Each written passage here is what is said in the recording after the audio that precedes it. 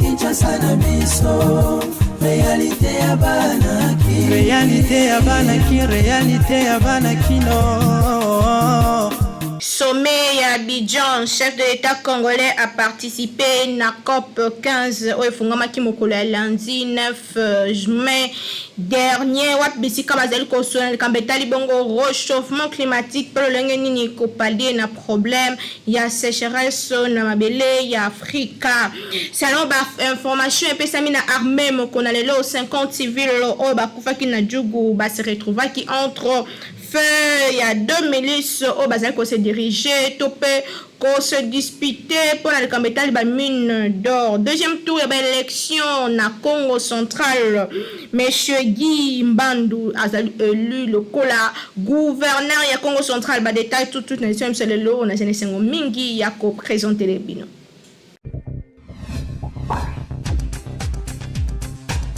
Mbote, merci na fidélité et confiance. Vous pouvez savoir pour nous informer Rabino.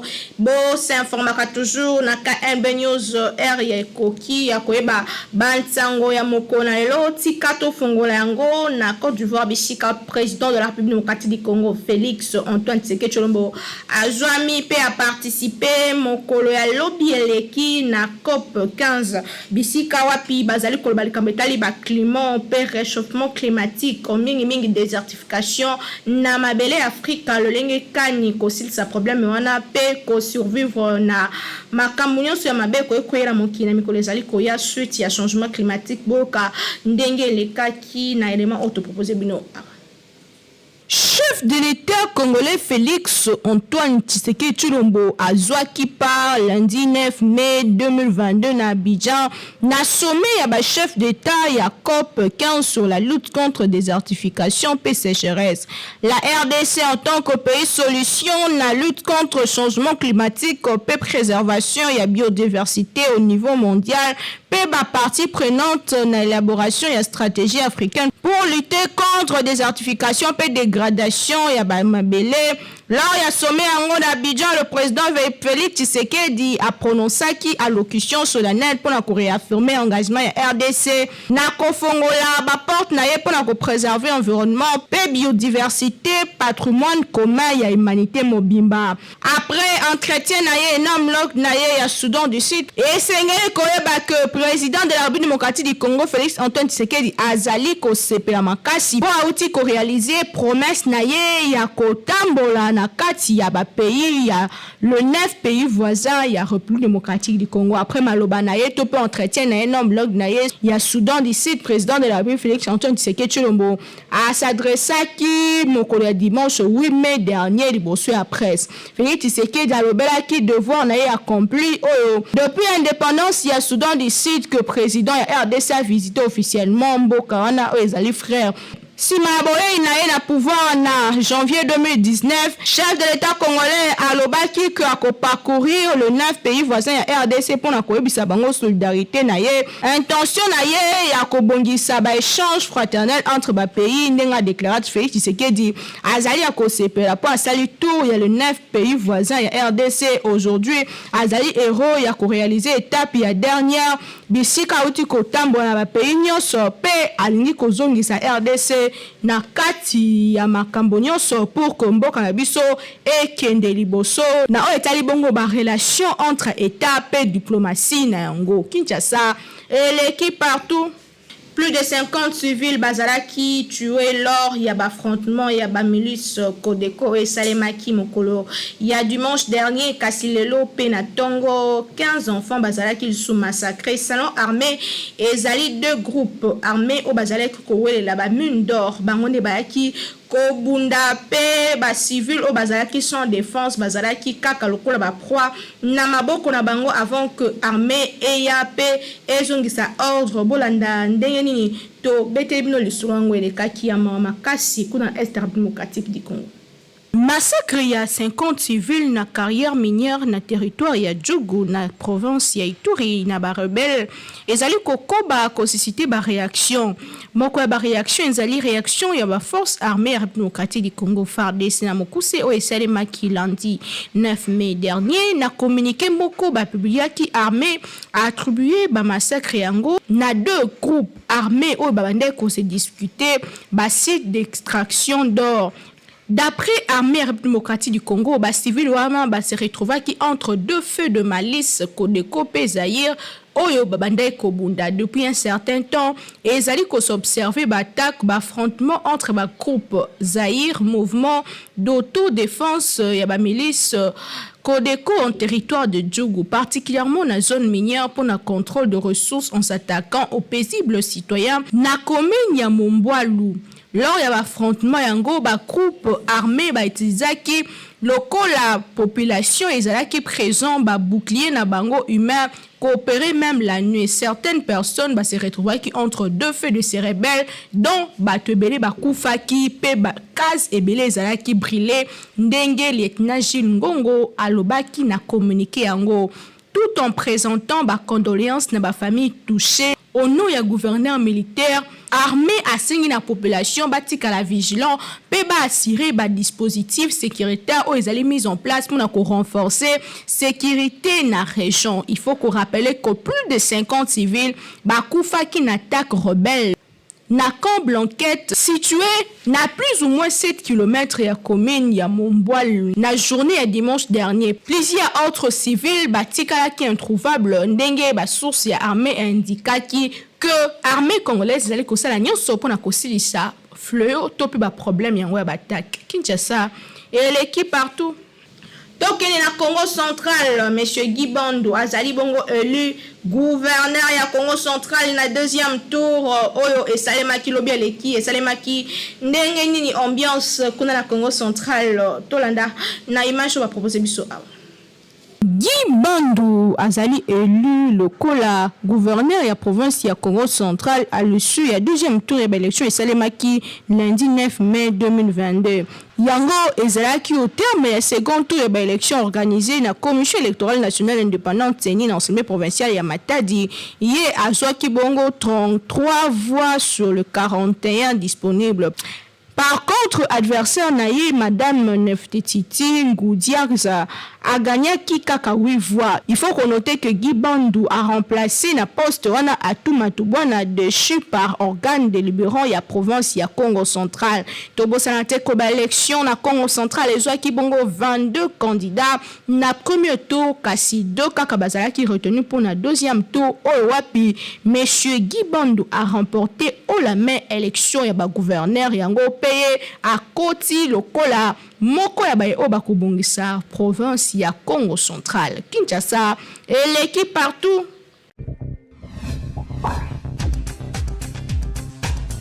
Spaghetti roni pe macaroni roni ezoteka ma partout somba yango na coin ya veni na yo po yango nde ezali kopesa bonne santé na libota mobimba.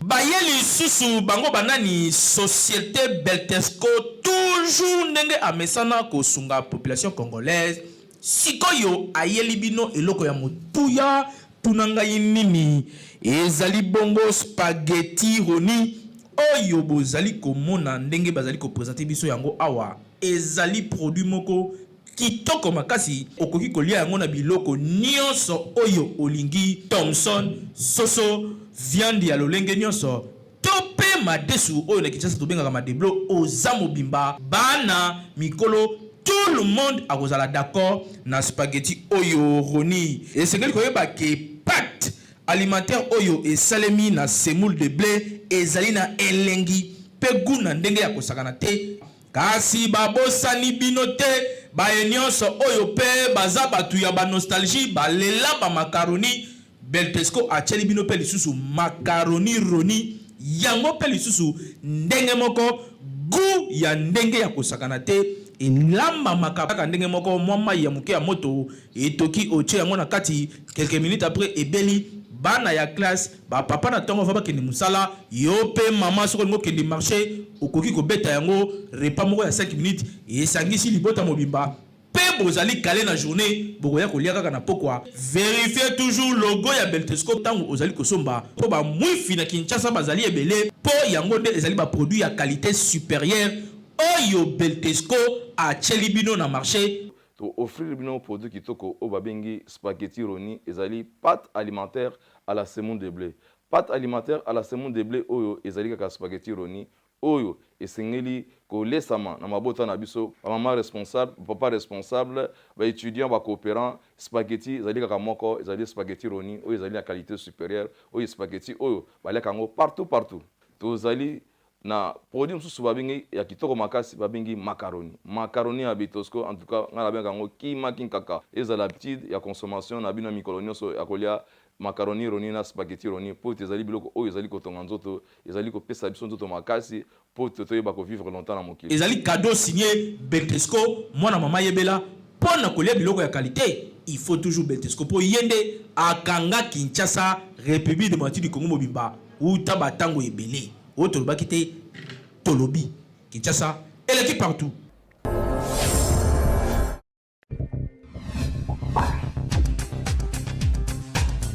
Kindoki politique émission d'analyse politique wa bisika tozongela rabino na mozindo penza ba fait d'actualité politique na nzela ba expert ba politique de gauche ou de droite, opposition peut majorité autoyambela rabino pour nous expliquer vraiment ba fait na mozindo a to proposer bino kaka extrait émission ils a déjà posté na chaîne YouTube na biso ko bosa te ko kende ko s'abonner pour rater ata mokolo moko te information o ezoleka na République démocratique du Congo. Élection ba gouverneur ezali ko tana ba député provinciaux basangani ba voter ezali population te ndazo voter ba gouverneur ce que ça qui biso population nde oyo tenate ba kenon ya iri des tricages corruption mais élection ba gouverneur ezali ça émane na ba vote des députés. Alors tous un moment où tous nous avons je dirais l'union sacrée à la majorité parlementaire. Donc il faut s'attendre de ça qui va battre record. Parce que Bazako s'imposer que parce qu'ils sont au pouvoir.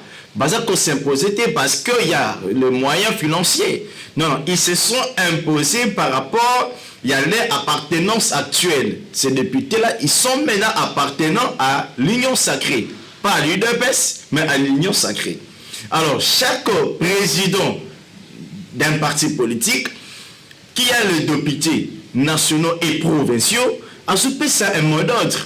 Que non, étant donné que nous sommes à l'union sacrée, nous allons tous voter les tickets de l'union sacrée. C'est ce qui s'est passé. Je prends l'exemple de l'honorable Bahati Lukwebo. Il avait demandé à un candidat, je pense des Sud Kivu du Congo central, il lui a dit, il faut retirer ta candidature, laisse pour les tickets de l'union sacrée. Parce que la FDCA et son président national, l'honorable Bahati Lukwebo, ils sont de l'union sacrée. Qu'il soit compétent ou non parce qu'il est de l'union sacrée. Et moi je pense que ce n'est pas question d'abord de la compétence. Moi je suis président de ma plateforme. Lorsqu'on me demande de proposer une personne, au préalable, tout un parti politique responsable, un parti politique de cadre ou une plateforme, ils ont une cellule politique. Dans la cellule politique, il y a aussi ce qu'on appelle la cellule de préparation. Dans cette cellule de préparation, moi, dans ma plateforme, j'ai tout un gouvernement déjà de la République. Donc, j'ai le ministre déjà de l'économie. Je lui prépare pour que si demain, aujourd'hui, il arrivait comme moi, James, comme il demandait quelqu'un pour être à la primature, je sais que je peux choisir. Parce qu'ils sont déjà dans une école de formation. Moi, j'appelle ça école de préparation pour la gestion. Bitambola tambola ezali moko ya ba émission ya KNB News bisika tolobaka makambo ezoleka na mboka bolanda extrait auto proposé bino awa. Nzamba zana posa ba rassembler président Félix atalaki ba relation diplomatique ekufa ki fa ressusciter yango. Bokomona awa roi Philippe akozala awa je crois le 13 si je m'abuse pas, si je me trompe pas. Tozalawana to représenter comme Tshilombo Tshisekedi Mona Bilaka. C'est un grand médiateur, c'est un grand rassembleur, c'est un management Félix azali moto kilelo azo taye nzela ndenge Jean-Baptiste ayaki nalobi te Jean-Baptiste nalobi ndenge azalaki des fois Jean-Baptiste pe azalaki parce que tant Jésus a continué à Jésus te ezali mission ekataki wana mais Félix azali moto oyo akolakisa nzela Paul lobi bato bakoya bayoka goût ya servir peuple congolais la politique congolaise ezali politique moko existaka te monde à l'envers mais président Félix alingi azongisa a ressuscité classe politique ya ba congolais to récupérer ba histoire politique te président Félix atalaka de gauche à droite te Fayulu afinga ndeko Félix awanga na zalama ena Pascal oyebi ke batira osimba ete mais alaka soko fingi Joseph Kabila makofi ozo même na kingangati wana za kosanza loso non to sala ba buzoba te to marché na komba président te président Félix ayepo na kotaye nzela to yamba président Félix to lingaye bokomona roi Philippe akoya pape akoya pape François akoya ezali bénédiction pona mboka ba pasteur botika turayema bosala rapé jeune na ba séminaire pona koteya makambo mboka bozo récupérer bon crise monsieur uti na bino ba pasteur na kolobela pona bino pasteur wale sa sambela rapé pona mboka parce que za seul pasteur Kabondo wale sa ozapo seul pasteur oza digne crédible. Est-ce que vous autorisez na moi si atea alors que azali na ba période naye est-ce que Biblia elobini na makambo yango to kitaki na kati ya ba église ya pona koyoka ndenge bato bazali ko kanisa mingi ba Kristo bazali awa na micro ya Hervé Zaka. Là na droit te parce que aza bien te. Là na droit te parce que l'idée lobby moi je suis ninga dans atala comme tada empire. Alors quand mutana mosoto na nzoto na à côté ya te akole ka devant peuple te. Yango mona kele moi ça na période ya makela utakima ba. Muso pa boya ka rolamo. Muso na rolamo te parce que naza bien te.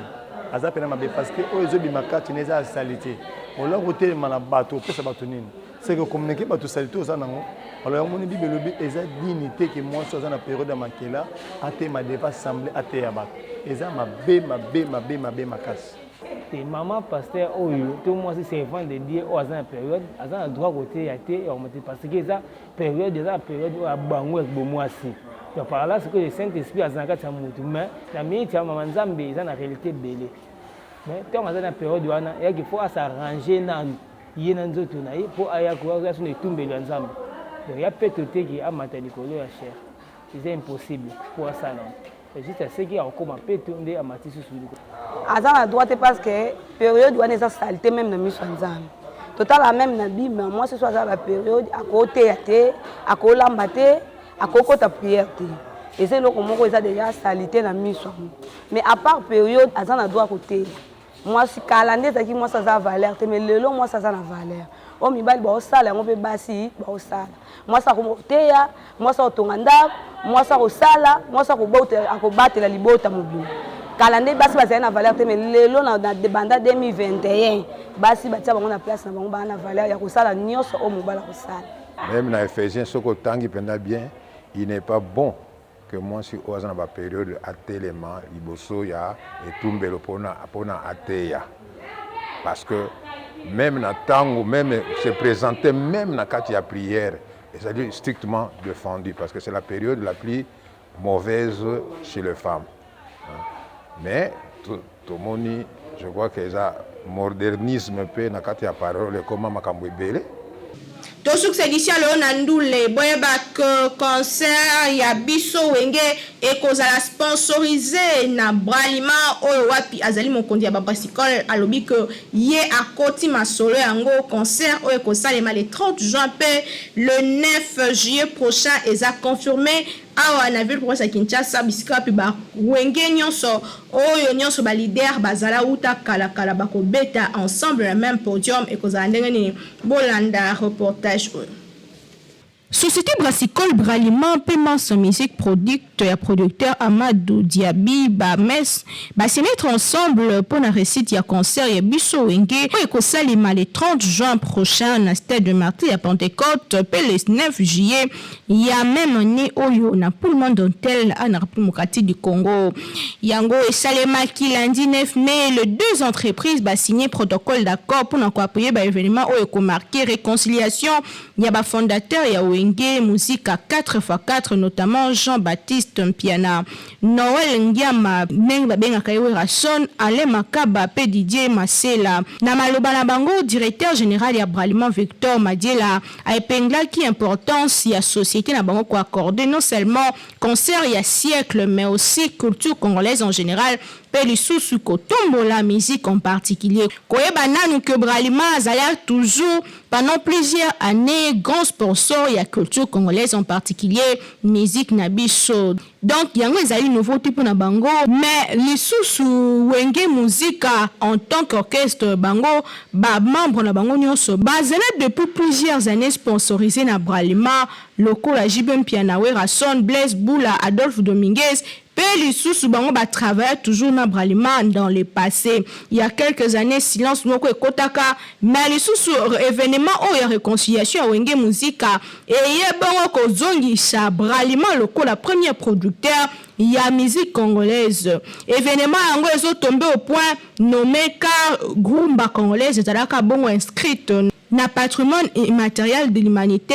Yango ezali na cadre wala DG Braliment asengaki na moto nyonso a œuvré pour la promotion ya musique ya mboka na biso. Donc toyeba que Rumba congolaise ezali inscrite récemment na patrimoine immatériel ya UNESCO, Organisation des Nations Unies pour la science et la culture, l'éducation. Yango et la qui c'est que Rumba ezali ko continuer ko pela lisusu encore dans les prochaines années. Et sengeli moto nyonso atia maboko pour que Rumba congolaise et kinde lisusu liboso. Nangambo na ye producteur ya concert yango a celui qui partenariat na Braliment pe selon ye et ko permettre bonne organisation événement par ailleurs à rassurer que ba membre wenge musique a resté de produits ventable bango bazali na mesure ya ko remplir stade de Martyr. Na occasion a démenti qui ba allégation selon laquelle président de la République Félix Tshisekedi azali organisateur ya événement yango atalisa ki ke wana ezali ba sous-entendu pe ezali ya soloté. Toyeba que concert ya biso wenge ko marquer retour en scène pe réconciliation ya ba fondateur et orchestre wenge musique à 4x4 oyo ba renyaka makasi na ba année 80 pe ba année 90 ya na ma concert ngo ekozala payant pe campagne publicitaire ekobanda du sila pour que moto nyonso ayeba ndenge nini makambo koleka. Kinshasa et l'équipe partout. Les éditions le 10 mai 2022 on a qui nous présenter les bino merci l'équipe technique et rédactionnelle ça qui monsa qui toko na sima caméra tout ça qui na Hervé Zaka régie et Simba Maki na Timothée KMB toujours na coordination et grande communication du Mukenga bino tokutani très prochainement on a souci mon quoi pour servir bino du cela botika la toujours connecté na chaîne YouTube na biso pour vous anga information à temps réalité partout dans le monde merci na fidélité na bino tokutani prochainement. Magazine,